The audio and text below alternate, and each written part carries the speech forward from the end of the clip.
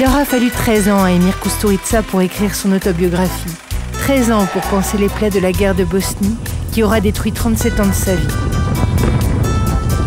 Aujourd'hui, le réalisateur du Temps des Gitans est prêt à raconter sa bohème, sa guerre, sa mégalomanie.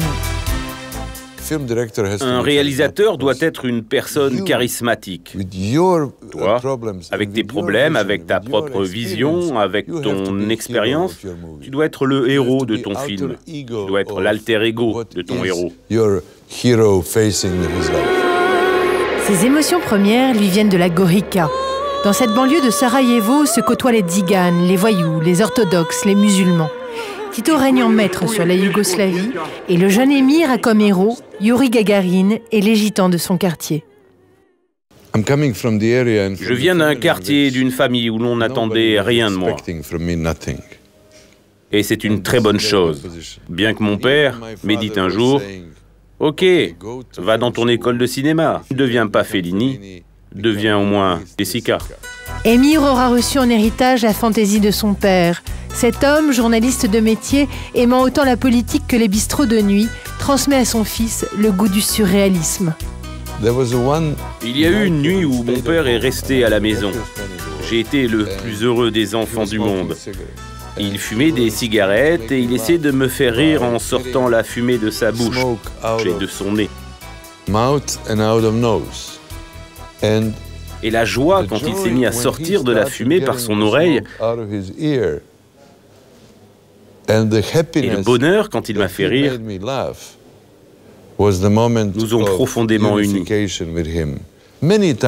a fait de nombreuses fois de très bonnes choses pour moi, mais cette fumée qui sortait par là était un miracle qui m'a fait croire que mon père était un magicien. C'est l'un des moments où tu découvres qui tu es, d'où tu viens, à travers la fumée. C'est cette poésie que Kusturica veut poser sur la pellicule. Seulement, il ne sait pas encore comment. C'est en 1973 qu'il a la révélation avec le film Amarcord de Fellini. L'histoire veut qu'il s'y reprenne à 4 fois pour voir le film, car à chaque séance, Emir s'endort. Ce sera au bras de Maya, l'amour de sa vie, qu'il parviendra enfin à voir le chef-d'œuvre.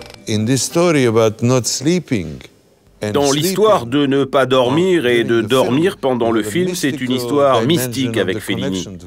Ce qu'il faut comprendre, c'est que vous êtes plus connecté avec le film de Fellini si vous laissez des personnes de la vie devenir votre obsession que si vous êtes seulement intéressé par la réalisation. La personne que vous êtes est bien plus importante que le réalisateur que vous êtes.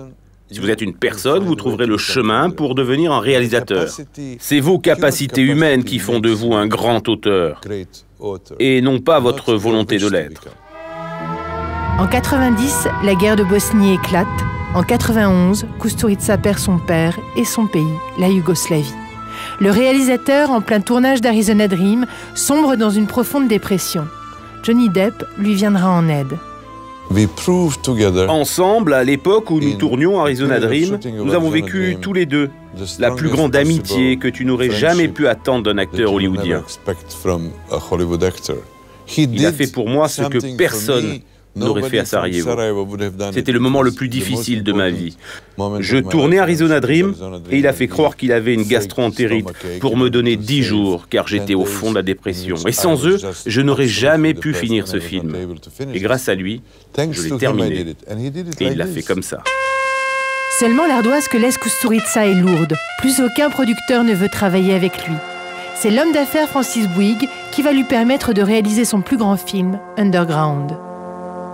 Francis Bouygues est un de ceux qui tiennent un discours d'une autre époque.